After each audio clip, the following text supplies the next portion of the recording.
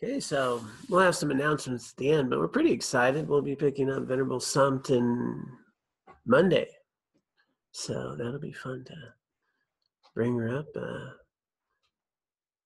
Some wonderful people have been preparing her residence, and people have volunteered to paint and make things really nice. So very excited. Really wonderful community we have here. So we are just going to continue on the 7-point mind training.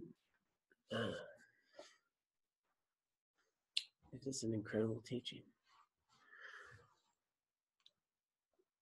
The text around the 7-point mind training, fundamentally, I think for Westerners, it's one of the most taught Lojong teachings, simply because it's so practical. It's how do I transform my everyday life into the path of Dharma? How do I engage in a very busy lifestyle and still transform that into my practice? That it's not, most of us probably don't have time to go spend, a few years locked away in a nice little meditation hut and or be in a monastery for several years. So we have this very modern lifestyle, and so this one I think is just that for a Western mind, busy life holder that has house and family, that we have opportunities to utilize these tools in practical ways. So for me, I just think it's really foundational for the way we live. And it's the complete path. One of the few things about, there's so many teachings that offer so much, and you'll hear these pith instructions from these great lamas. The whole path, it's right here in this one little paragraph. And there's all these things that we need to learn, but quite literally, this is one that contains a full teaching on the path to enlightenment, 7-point mind training. And it gets right to it. And fundamentally, as we talked about a few weeks ago, it has in it the component that I think is most critical, is the measure of having trained your mind. It's the 5th point. So the first few points lay a foundation. Here's the point of the practice. Here's how we transform adversity onto a path. Here's how we utilize a path in this lifetime. And then the 5th point is, well, what's the measure of having trained a mind? How do I know I'm making progress? How do I know if I'm making progress? Because if we don't check that, we could be doing a lot of things that aren't very helpful.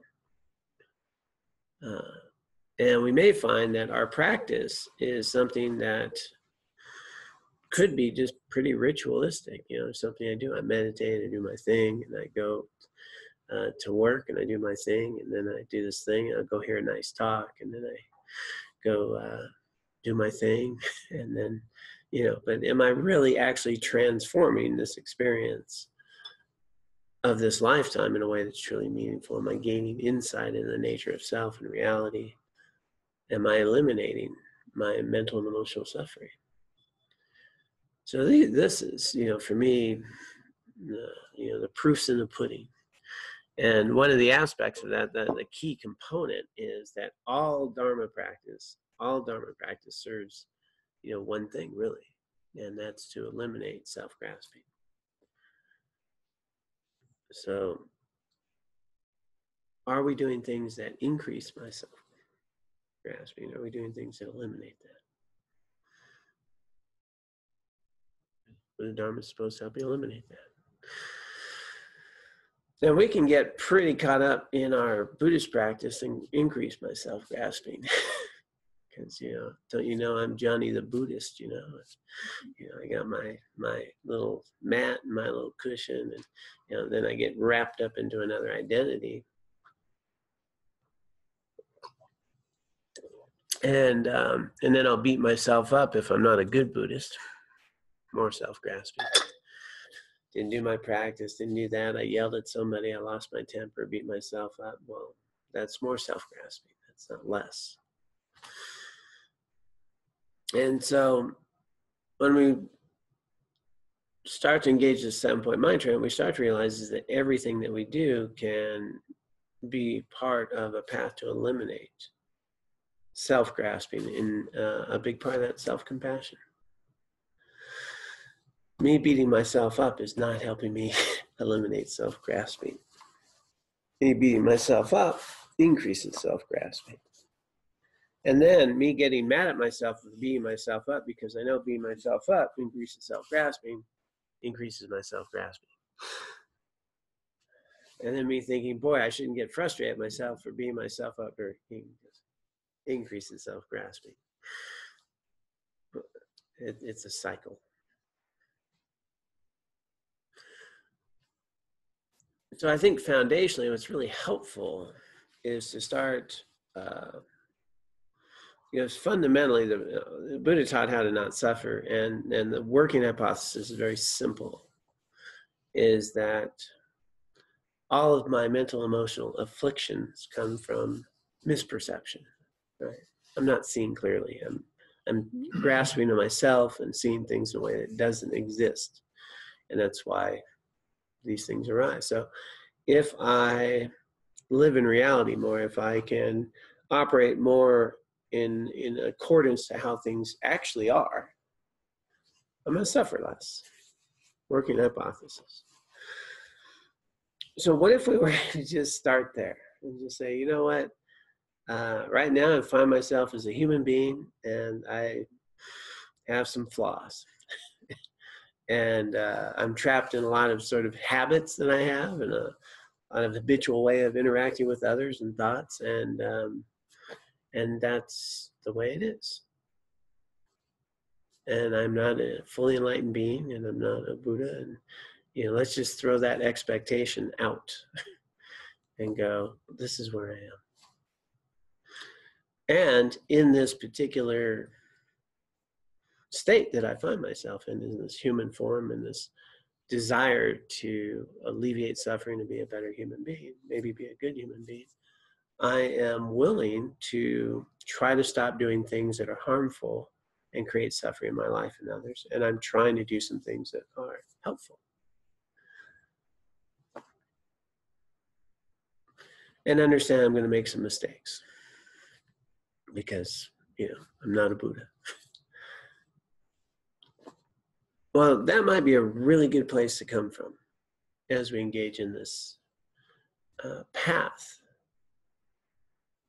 And in that way, I start having the ability to engage in it more fully.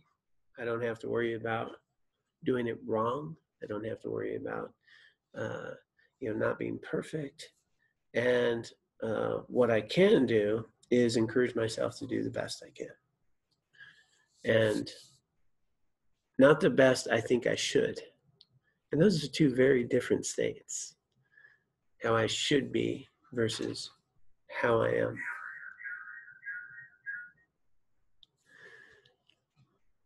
And I think if we start there, that makes just things helpful, because, if we understand the nature of samsara, the nature of self-grasping, and the habitual way that we engage in the world, we start to go, well, that's a pretty challenging thing to unravel.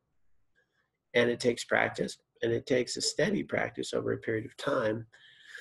And if I start engaging in these practices over time, over a period of time, then I can check in and go, hey, a year later, am I more comfortable? Am I suffering less? Am I less grasping to a sense of self? Do I have a greater degree of well-being? So that's the check-in point. And on that point, one of the things that they say to really check is to rely upon your happiness. Do you have a greater sense of well-being? Because that's what, Buddha Dharma is not supposed to stress you out. It's supposed to give you more ability to have well-being. And I'll tell you, I think that's such a great indicator. And I've got to see so many people here that have been here a while that have a much greater sense of well-being than they used to. Going back a year, going back 2 years. I was struck. I was at a meal last night with some people. I was at a thing in Vegas. And by the way, there's really wonderful people in Vegas that do very kind things. It's not all Sin City, just for the record. And at this dinner, and you know, the conversation, this question this man asked was around the idea of something that you know, still comes up after a period of time. And you know, and I've done this thing for it, or I've done that thing for it, and the long and short of the topic point I'd like to make is the real problem wasn't that this thing arises from time to time. The real problem is he thinks it shouldn't, and that he doesn't want it to. And in our culture, we're very acclimated to, if I could just get this treatment or this practice or this thing that I do, that it'll go away and I'll feel great. And then this, whether in this case it was a feeling, a sense of shame that comes up from time to time. And there's some sense that says, you know, if I just, like, I should be okay. And if I have feelings that are uncomfortable, something's wrong. As opposed to, I'm in samsara, I have mental afflictions, and as a result, things are going to come up that don't feel good, and they're going to have these things, and I can address their root. But that unraveling of something that has been a part of my experience for many years doesn't happen because I did a weekend retreat, and it doesn't go away because I did, you know, this type of sacrocranial thing, and then I'm good. That's helpful, but you also will need to include the other work, right? And I guess the point I'm making is what struck me was, and coming back to the measure of practice, is that it is a steady practice that requires a delayed gratification over time. The yogis don't sit there and say, okay, how was your meditation session? That they will not ask. How's your meditation practice? You know, going back 2 years, you know, how are your mental afflictions? You know, that would be a relevant question. If I had a meditation session with mind busy, did I, you know, basically, if you want to micromanage that, they might talk about antidotes that you can apply within a session to being busy or not so busy or lazy and so forth. But fundamentally, the practice there is, you know, did you follow the directions? Not whether you were like in the zone. And so I think in this discussion last night, what I was really discovering, you know, once again, is that as humans, we have some idea that we should just feel pretty good all the time. And if we're not feeling pretty good all the time, we should do some of that quickly. And the idea that it's rather normal to feel uncomfortable at times. It's rather normal to have feelings arise. It's rather normal to have crazy thoughts that will appear. That's normal and part of the experience, and that I don't need to be reactive to them. They don't need to hook me to do this or do that, or you know, get distracted or whatever. And I think fundamentally, if I recognize that, and that's where I'm paying back to the starting point, that that I'm in human form, and as a human form, I'm going to have feelings. I'm going to make some mistakes. I'm going to do some things pretty well. I'm going to do some things not very well. And that is the experience I'm having. And what I'm going to do is I'm going to make a commitment to start noticing the cause of some of the things I do that create harm, and some of the things I do that create, you know, happiness. And start just doing those in the long haul over time. And then, is this going to make a difference in my life? And so then we get to the pledges, and the pledges are what we've been talking about, are suggestions, prescriptions. Hey, we've noted that if you do this, you'll help alleviate self-grasping. You'll stop creating, this mentally afflicted state that is a result of self-grasping. So we've covered, I think, 3 principal practices. And then I believe we did, you change the inner work, but don't change the exterior. And that's really key, is that when I'm a practitioner, you don't need to know I am one. I don't need a fancy robe and, real cool whatever to demonstrate it. I don't need my little bars of how many retreats I've done. And I don't need to tell you all about it. Pretty much, I'm just John. and what I'm really working on is my inner state, not how I appear to others. So I don't need to change my the way I live my life in great terms, or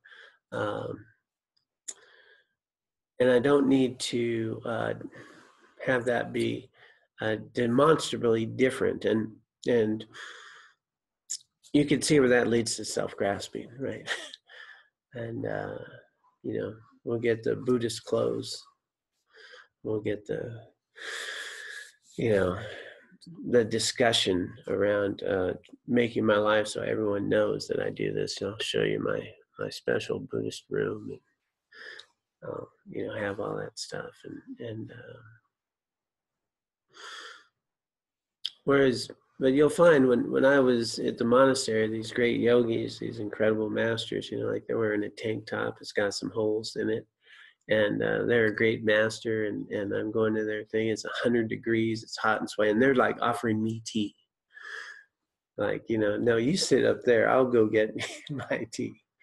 And they're humble, and they're incredible, and they're radiant, and they're kind. And,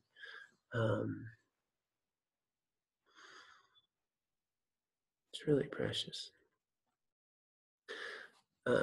So one of the things is really around, what we really want to do is less focus on our external, how others view us, and how I show what I am, and just work on my inside.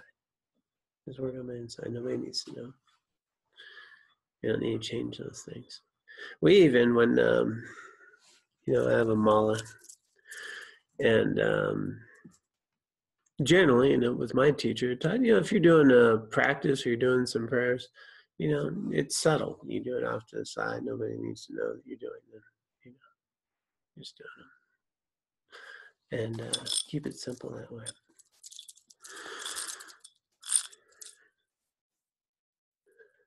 And which brings us to the next pledge.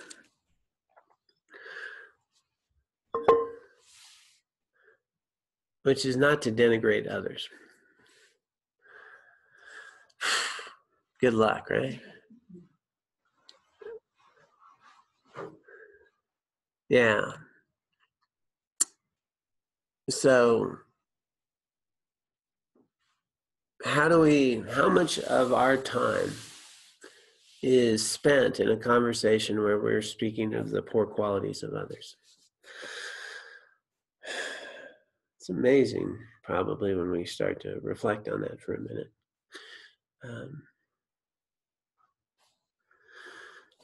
We might be in a very simple conversation, and somebody shares something about this person or that thing, and then, I know, I'm going to share, here's what they do I don't like, or here's what they do that's not very good, or we start quantifying this person compared to this person, and I'm talking in ways that really denigrate who they are and what they have to offer. So it's suggested we don't do that. Why would we not do that? How is it helpful to not do that? And if we go right back to our key measurement tool, is this increase self-grasping or decrease it? And I'm talking about the shortcomings of others.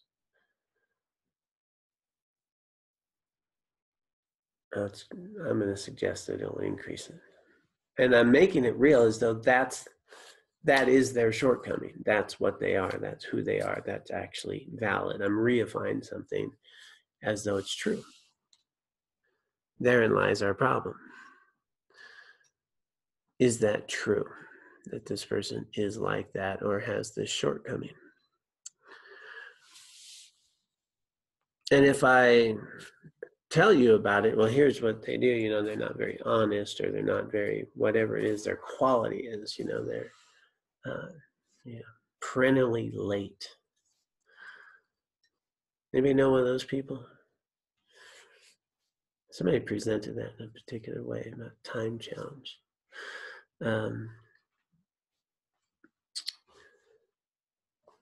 As soon as I say something, let's say somebody's always late, or somebody's just not honest. Fundamentally, is that true? Is it true? Have they ever been on time? Somebody's had it. They had it at least once. Have they been on time? Many times in their life. Do they have a habit of being late? Are they late frequently? That might be more accurate. And you might share a quality like that, and it doesn't need to be, thinking low. Just know that, hey, we're waiting for someone. They're often late. Doesn't make them a bad person or anything. But what happens is when we start attributing these qualities to a person, or in this case, talking badly about a person and really demeaning them, we act as though that's how they are. And we think it's true, and then we make others think it's true. Now, I'm just going to share, is that possible? That's true, or is whatever that person did, let's say a person did something that was harmful or hurtful to you, is that who they are? Or is that something they did that day at that hour, and an hour later, were they doing other things, possibly even kind things, possibly even, helping someone across the street or picking up groceries for somebody? Is that who they are at that moment? And then if you think about all the moments in a day, how many things does a person do in a day? Some of which might be honest, some of which might not be honest, some of which might be helpful, some of which might be really thoughtless, some people might be thoughtful. In one day, how many of those things have you been? Have you let someone down? Have you lied? Have you been helpful? Have you been kind? Have you done something you've regretted? Have you done something you feel good about? All in the same day. I'm going to guess probably. And are you any of those one things, or are those just the way that you're able to show up in that moment, given those conditions? And then were you able to maybe improve in some ways and make an amends for something we didn't do well? Or really let down someone that was depending on us, that I normally show up for? Just totally forget something and not even be there.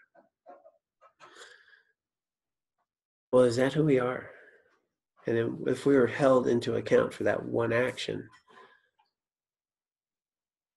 and would that be fair? Would that be accurate? Or would that be the way I was in that moment, based on the conditions of that moment? Likewise, so is everybody else.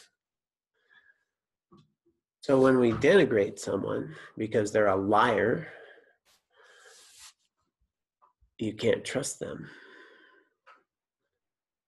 It's really probably not that accurate. Skillful to know that here's someone who has cheated people and I don't want my friend to do business with them. That's helpful. Yeah, that's clear. there doesn't need to be a denigration around that. There just needs to be a motivation that says, based on evidence, I know they've cheated some people, and you know, um, I would suggest you do business with someone else. We don't have to give it a lot of energy.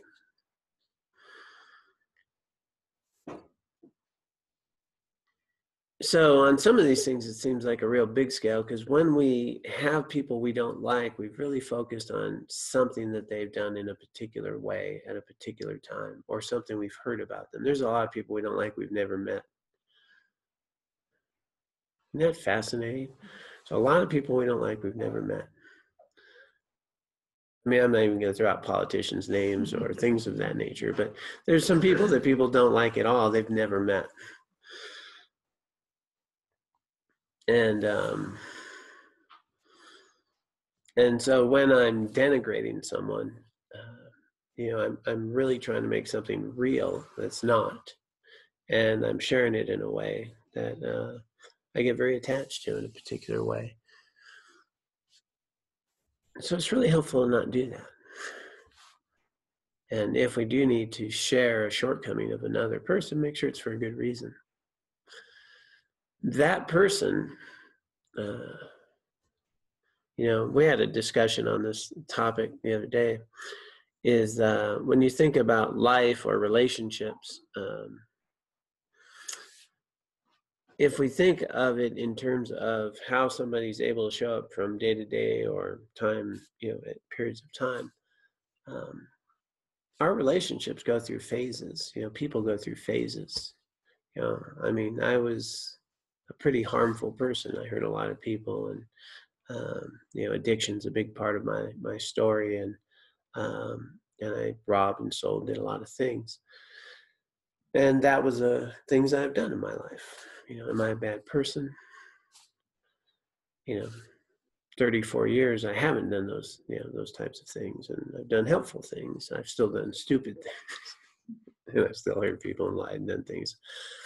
Am I a good person? And in fact, I'm really neither. I'm a human being who has done some harmful things and some helpful things, and I've had different phases where I've been sometimes a pretty good husband, and sometimes not a very good husband.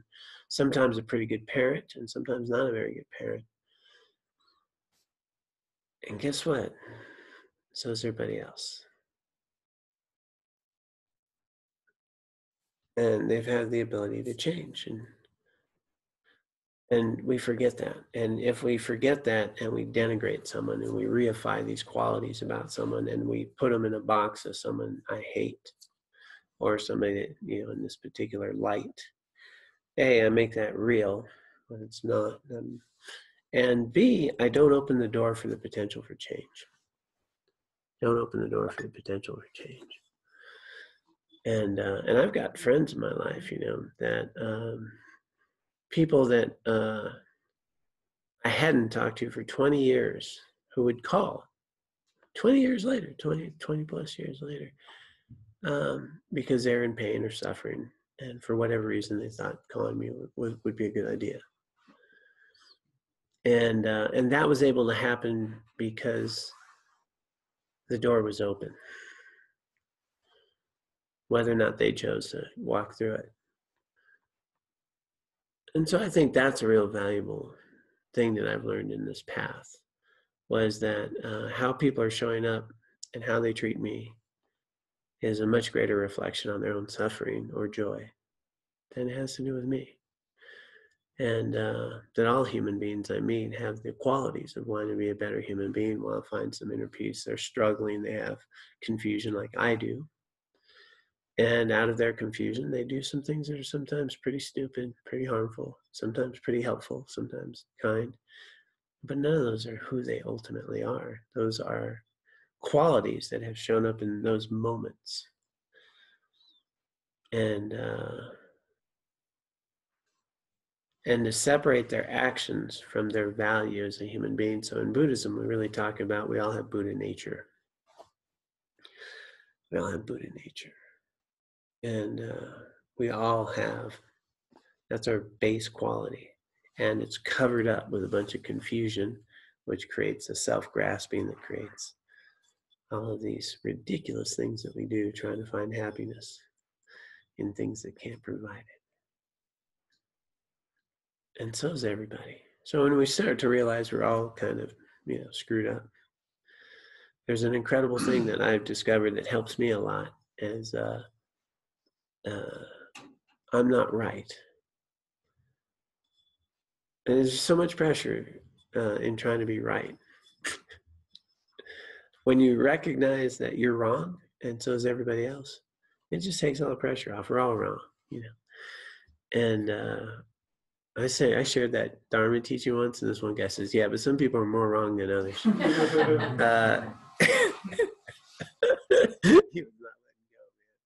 man. But out of my confusion, I still make mistakes. I'm not perfect. And things that I believe today, I did not believe 2 years ago. The way I thought 2 years ago, it's not at all. I've learned new things 10 years ago. What is it going to make me say that I have the right view in this particular situation? When a year from now I could go, really, I said that a year ago? There's new information. I'm changing and hopefully growing and becoming teachable.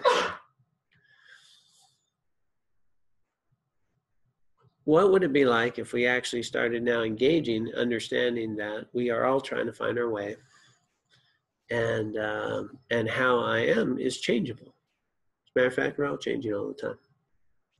And that there's even habits that I can actually transform. There's ways of thinking I can transform. To really work on, the sciences. We have new neural pathways we can create consciously. And that I'm not frozen in time and I'm not stuck being John. And nobody else is stuck being that version of them that I'm labeling. They're changeable. And then that way I can start to interact with them in ways that are healthy and meaningful, separating their actions, what they're doing, from their value as a human being. Which doesn't mean I get walked on or get cheated or do that, because those are the actions. I deal with those. But that doesn't mean that this person is of any less value than I am, or they're of any less value than my granddaughter is to me. Right? Because they're just as valuable as a human being. And so that's where this is coming from. When I start denigrating others, is that how you would talk about your granddaughter? Let me tell you what a spoiled brat she is, man. No, she does that silly little stuff where she steals that from her sister. Oh, they're so cute.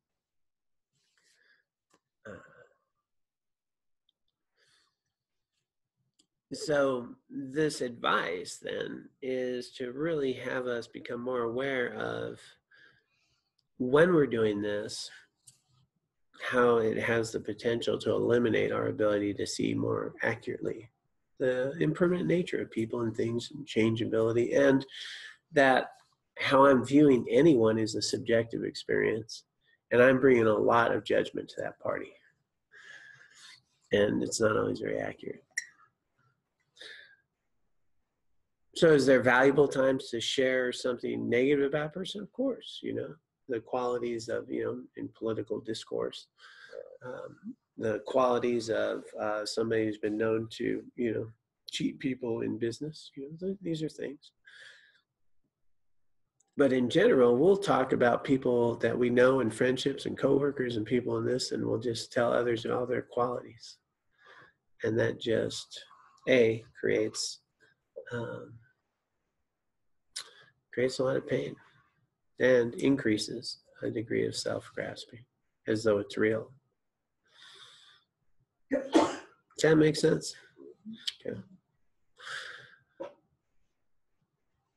Any questions from online? Thoughts there before we go into the next? Or in? Okay.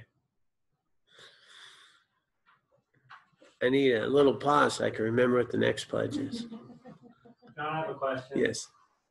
It sounds like what I'm interpreting is that we're kind of discussing or prejudgments or our judgments against our view of how other people are thinking on kind of more of a negative basis. But do you think there's a self-grasping attitude when if we put people on a pedestal and think of them more in their hierarchy or in their honor or in their greatness as opposed to their faults?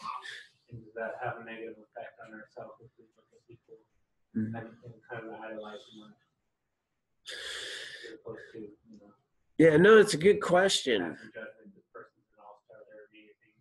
Right. God, because we think, we view them, they're accomplishments, sizing them up, comparing them with ours, comparing them with the other competitors or the people in their field.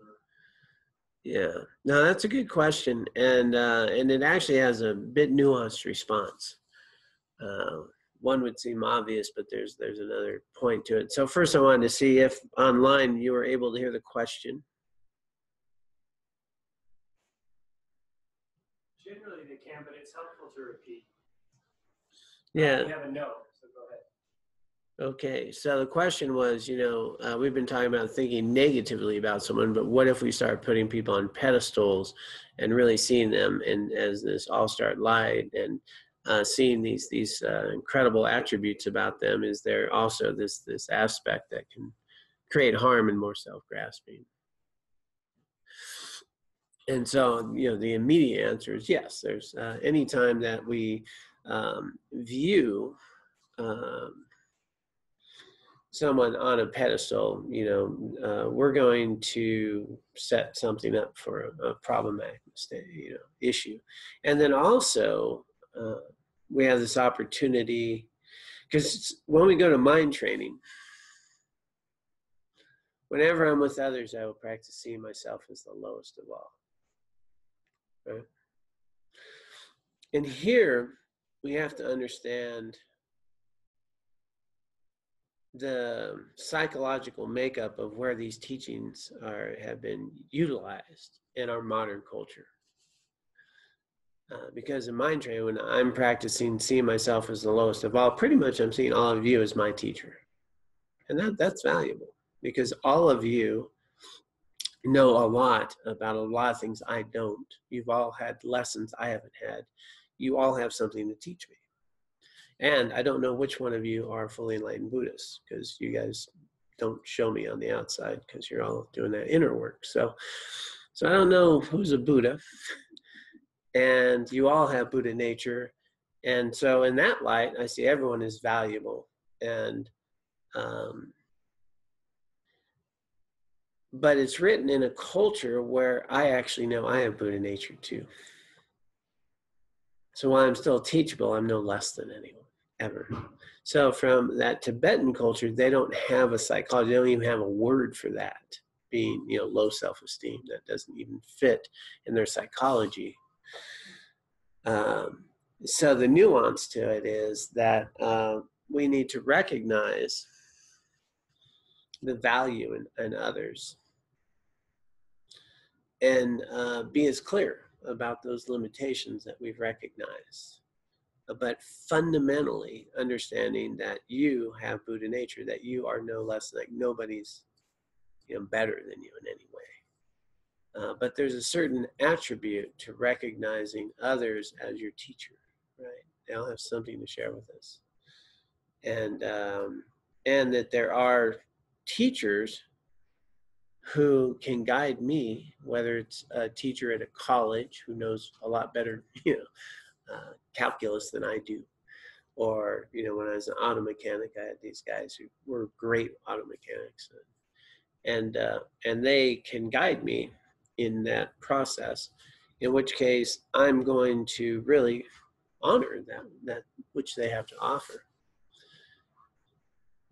But the detrimental point is when we superimpose attributes they don't really have, like they're infallible or whatever, and then see ourselves as constantly less than, not as worthy as. And you'll find in the spiritual realm, like I say, going back to these really humble teachers, when I traveled when I traveled with our group of monks, we would always have a geshe, a Larampa geshe, a highly trained, pretty realized, experienced teacher. And then we'd have the other monks, and then we'd have this knucklehead with them. And you know who was up first in the morning, sweeping the floors and rearranging the trailer and doing the dishes? It was the highest geshe. And he was checking on everybody else to make sure they're okay.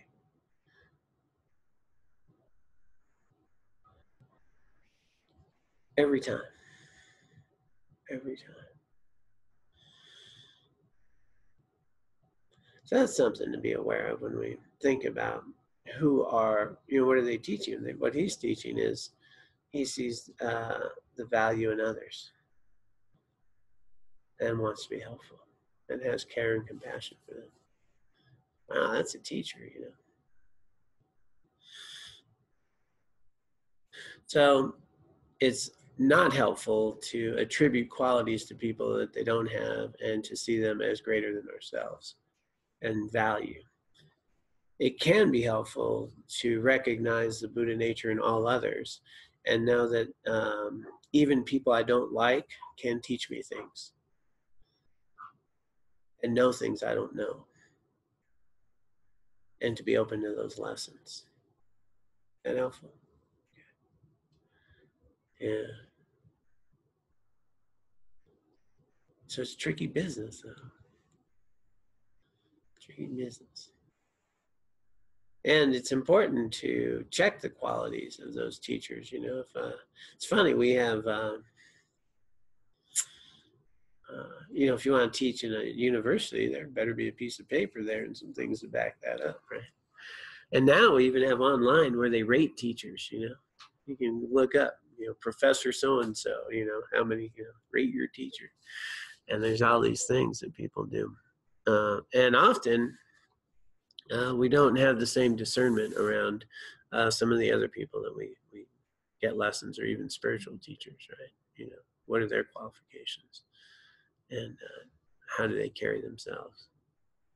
And I think that's valuable to check, really valuable.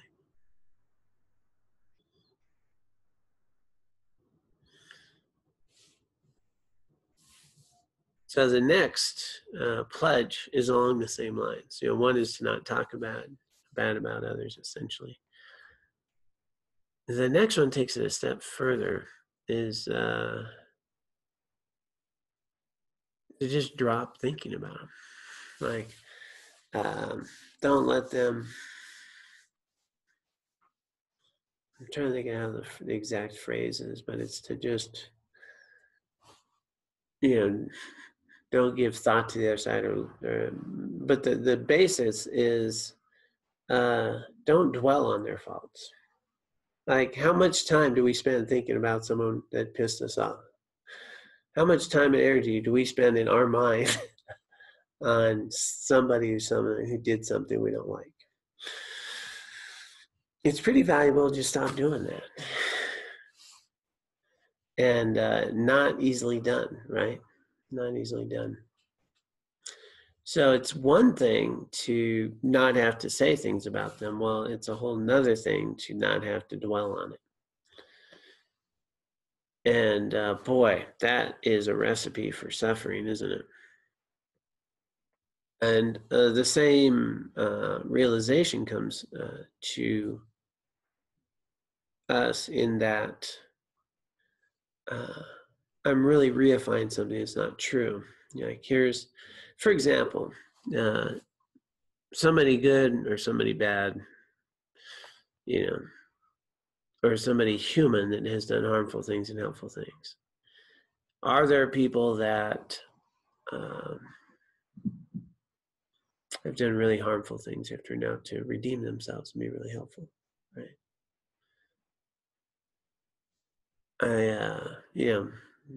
Some of you have read about a friend of mine who killed a whole family of people. He killed a whole family. Drunk driving. And, you could pretty much get ramped up around the idea of, lock him up, don't let him out of prison. Bad person. he doesn't even remember, doesn't have any memory of that. And then we got paralyzed and, was in coma and all that. And he came out of all that. I met him after that, and he found recovery. He went to prison. He got out of prison. He's been in recovery 33 years now. And he went back to school. He rode his little bike to school because he couldn't have a license. And he's got a couple master's degrees, and he worked in hospice care for over 20 years, helping people transition. Is he a good person or a bad person? Should he have been locked up for life or not?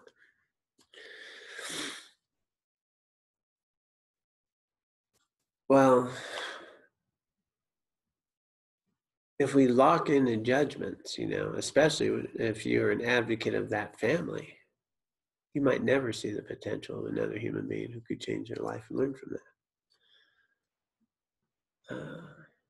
And then are there really wonderful people who've been of service most of their life and then, get a gambling addiction and then, lose everything, actually take funds from government resources and lose everything they have. Yeah, by the way, that happens all the time, more often than you'll ever know, because those things don't get reported. But I work in the counseling field, and these things happen. Are they a bad person or are they a good person? So when our mind is dwelling on this thing that this person did, we're not going to feel very good. And B, we're reifying something about a person that's not true. And we're carrying with us a pain that we don't need to have. A past resentment of 2 years ago or 3 years ago that I'm angry about today, thinking about it when it comes up. That person did that one thing to me, and I'm carrying that with me, as though they've done nothing else in 3 years or whatever. And I've shared that example many times, but I'll share it again because you're a captive audience. When you have a resentment at someone who did something in the past, you have a resentment towards someone who does not exist. So I'm not sure why you're doing it. Because the person who did that thing 3 years ago does not exist. Right? There's a whole, even if their body's alive, it's a whole nother person 3 years later who's done a variety of different things. And the person I have resentment towards from 3 years ago, the only place they exist is my mind. It's the only place they exist. And I reify that, and I'll tell you about it, and I'll tell you what they did to me and how harsh it was. And I'm keeping that pain alive. So the advice here is, you know what? No need to. You don't need to. You really don't. It's not necessary. The person doesn't exist. Why are you giving it energy? So there's no need to keep thinking about these qualities of other people.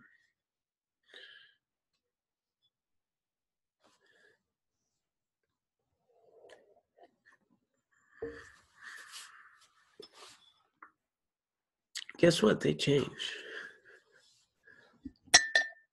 And it's amazing how many relationships can be restored. It's amazing how many relationships can't be restored because I can carry that with me. How many relationships can't heal? How many people were married and then they're not married? And somebody I couldn't live without becomes someone I couldn't live with. And because I'm holding on to this thing or that thing about not the wonderful things we did together. And I'm holding on to something that's fundamentally not true about them. And the usual story I tell about now is the shortest of versions, is there's a guy that I used to sponsor in recovery, I help, when you sponsor somebody in recovery, you're their mentor, kind of their guide to help them find a path of healing and sobriety and recovery. And you're all in for them. And long story short, he wound up with my wife. So the guy that I sponsored wound up with my wife. The last time I held him, I told him I loved him. He said, I love you too. At that moment, my wife was in his bed. And it hurt, it hurt a lot. And I wound up getting a divorce.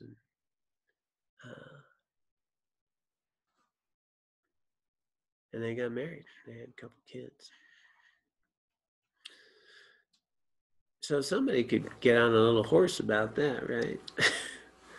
What kind of guy could do that to you?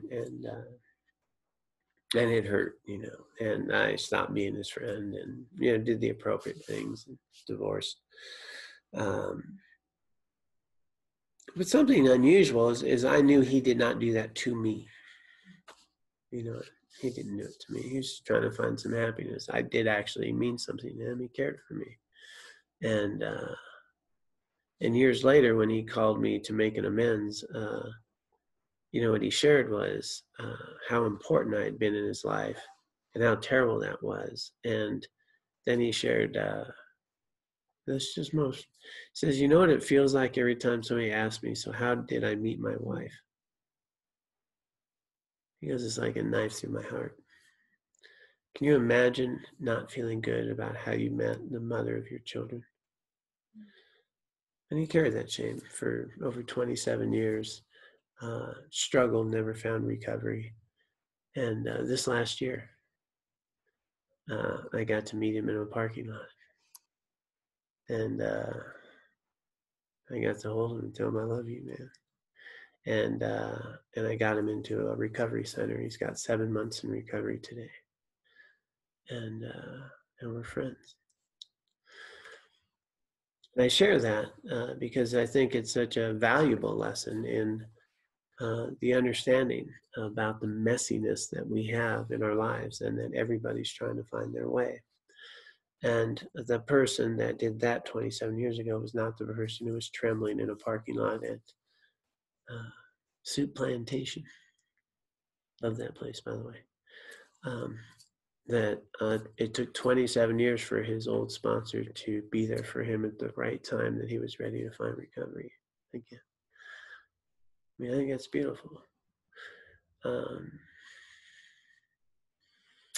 And so when we get caught up in how we think things should be, what we don't understand is that there's a lot going on and that we are not the center of the universe. Nor do we have any idea how all these things are going to play out over time. And that's our fundamental problem, is we tend to be the center of the universe. They did this, that's wrong. They did that, this is right. And what we don't recognize is that one event that happened 20 years ago is going to have some impulse over something that's going to happen 27 years later. We can't see all that. I just see how I want things to be now. And so whether it's a political condition we're in now that might lead to a whole new breakthrough in different ways, we don't know. Whether, China invaded Tibet, Dalai Lama, came out of Tibet, we actually have a Dharma center here. Who knows how all these things work? Who knows that, these two guys came into a round room years ago and you're finding your way to a 2-month retreat, studying shamatha, who knows? There's all this stuff going on, and you know what? We're not the masters of the universe. And when we hold on to these resentments, when we reify things as we think they should be, we don't understand. We're just a very small part of this very massive thing that's going on. And that things change. And I don't know who I'm going to talk to tomorrow. And I don't know who might show up in my life tomorrow or what phone call I'll get. And to be open to that process. So this advice then helps us come back to reality, which is I'm not the center of the universe, and people are trying to find their way, just like me. And I'd like to think I'm a little better human than I used to be, and I think many of my people in my life have become so. So it's helpful to not hold on to that stuff and to recognize that doesn't exist except my mind. There's something new that's existing. Let's be available to it. Is there a question? There's a hand raised, so just give us a moment here. It's from the Here and Now Center, so. Here and Now Center. You know what their motto is? We're in competition with the then and there people. Competition with what? With the then and there. They're the here and now. Oh, yeah. Yeah. Wow. Come in. Can you hear me? I can hear you. Hi, this is Bruce in Gunnison. So let's suppose that somebody does something 3 years ago that seems bad and it upsets me. Huh? And then 3 years go by and we're up to the present day. And over the subsequent 3 years, that person continues to do bad things. Uh-huh. And their track record would indicate that they're in a bad place. They may be a different person, Yeah. but they have a certain track record. Yeah. So how do you reconcile all of that? Yeah. So again, it is a different person, and a person who has a track record of doing harmful things out of their suffering, you're recognizing another human being who's suffering. So there are some people that we shouldn't be in a relationship with, and there's some people who actually need to be in prison. What we're doing is separating the actions from their value as a human being. So if you are meeting a person 3 years later from something that they had done, we want to meet them fresh as they are now, knowing that they have done harmful things and hurt people. And maybe I need some real healthy boundaries with them. And what ways can I engage with this person in a way that's going to reduce suffering? So, for example, if I allow someone to harm me, that is not compassion, because that increases suffering for myself. It increases their own afflicted states of creating more suffering for themselves. So out of compassion, we can engage with this human being who is still doing harmful actions out of confusion by establishing boundaries, by holding them accountable for those activities, but understanding that it comes out of confusion. I can do it with compassion instead of anger and hatred. So again, coming back to when I said, sometimes we need to warn somebody about someone. That's appropriate. And, but I don't need to let this person, when they're not around me, take away my happiness, right? So when someone's out of their own confusion, creating suffering for themselves and others, and I have an ability to do something about it, I do something. If I don't have the ability to do something, I don't need to let my mind go to resentment, anger, and frustration. In other words, I am sacrificing my ability to be participating with my family, my friends, this very precious day that will never come again in my life, because I'm too busy being angry for someone who's not here right now. Is that helpful? Yes, thank you. Extremely helpful. I really appreciate it. Good. Yeah. There's nothing compassionate about being a doormat. And there's so much confusion. I really appreciate your question, because people can walk away from these teachings thinking that's what we should be. And that's not compassion. Compassion seeks to remove suffering, not allow it. And the difference is that how I view that individual.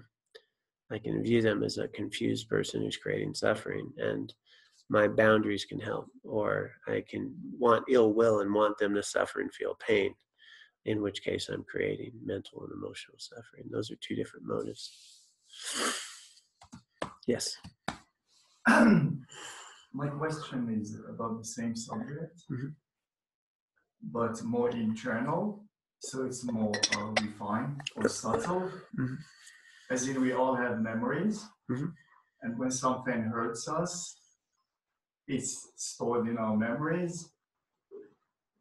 Dwelling is not easily defined. Mhm. The memories rise, Mhm.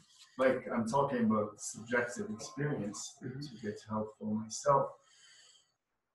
And then at a stage where I become aware quickly of the negativity that's arising in me about a human or condition. Yeah.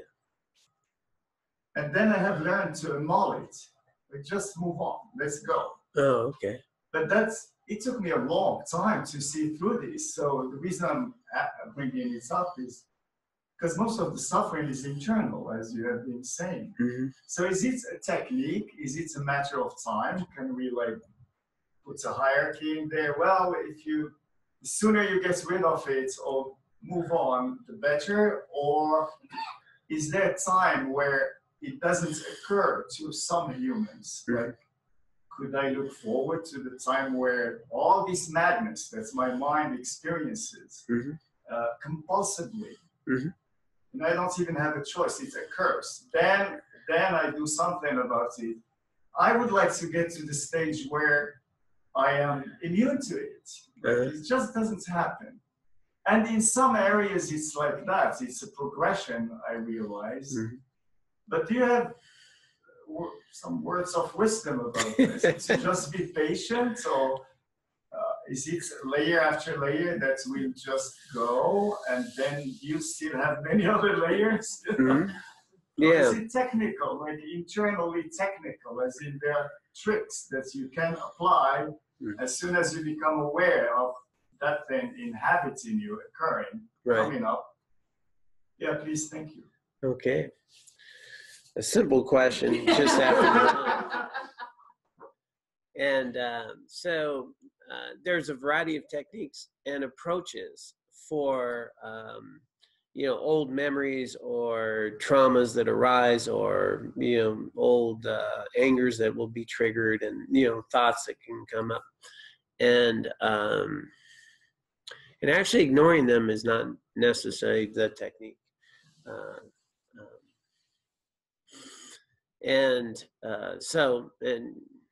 So since we have short time, what I will share is there's a variety of these techniques. Some actually go to analytical meditation. If something reoccurs habitually, you can actually do an analytical meditation and kind of dissect, where it's coming from and what's the misperception that gives rise to it, and you can. There's another process, which is the one I'm going to suggest right now, is a process of not ignoring, but identifying and labeling. Identifying and labeling thoughts and memories as they arise. In other words, and you suggested, and I started with this, is we think I shouldn't have those feelings, as opposed to these feelings are arising, so there's a cause. And them arising is not a problem. What I do with them becomes a problem. I can go along for the ride. I can make it real that I have this stuff. And, I got issues. There's issues. I've been going to therapy for years, man. I got issues. And then, like right now in this moment, you have an issue. Well, not now, but, give me 5 minutes. I'll bring up a whole bunch. All right. So they'll come up. So sometimes we make these issues very real by giving them too much energy. Sometimes we can really, they keep popping up, so we need to deal with them. But one technique that in the middle of this is labeling them, acknowledging them and labeling them. So just the idea that I'm noticing fear, you can label that's fear that's arising. Sadness, that's sadness that's arising. And I'm going to go Western psychology now. It's Buddhist, but I'll do the Western psychology because they have I learned a new fancy term. Emotional granularity.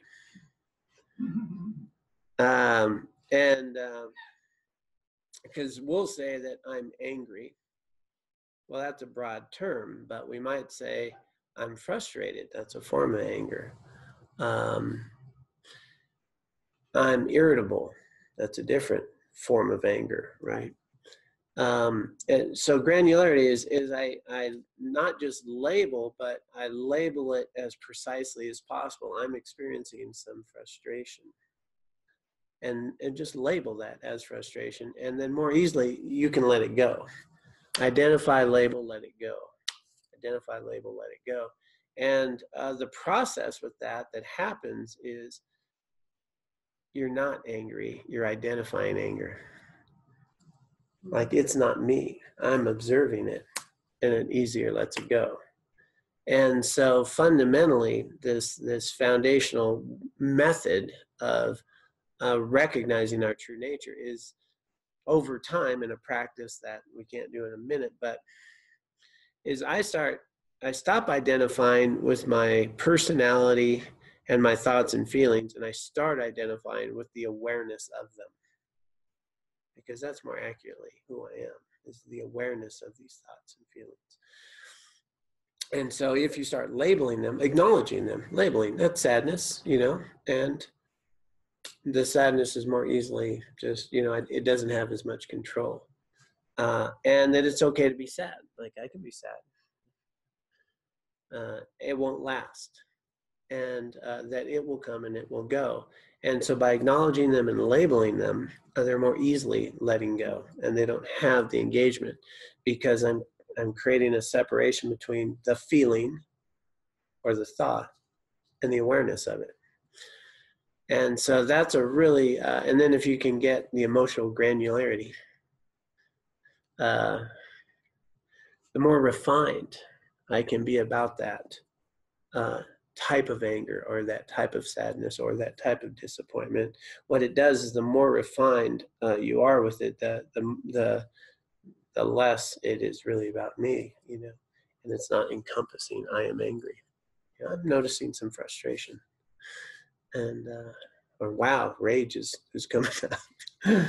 And so by identifying that, it's easier. So that's a good technique right now for where we're at, I think, just in general, is to acknowledge and label them.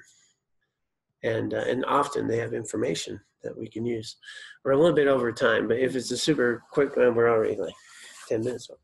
But is it a quick one, or? All I was going to say is I noticed too that if I realize that it's going on inside me, it's not out external. Like, it's so easy to go, that person made me angry. This situation, if I realize that no, it's not about that, it's about me, then it makes it easier for me to let it go. I don't hold on to it as long. Yeah, no, that's a good point, that, feelings are here, not out there. Yeah, but I just want to add one little piece to that, is we can also get caught in beating ourselves up, because, like, I shouldn't feeling that, they shouldn't make me, right? As opposed to there's going to be people and conditions that give rise to these feelings, and that's just part of life, and it's okay. So because we're just so fragile as Western humans, who will beat ourselves up for being angry when we shouldn't be angry, or giving that person power and I shouldn't give them power. You know what I mean? Like, you can see where we get on that cycle. But if I recognize that they're not the cause, that's very helpful. As long as I acknowledge that I'm okay. I got Buddha nature, and it's all a little confusing. Yeah, that's just the hard part for us. So, but that's where I go right there. Is boom. That's really helpful. Yeah. I like to appreciate that. Okay. So it was hopefully a good discussion here. So our dedication.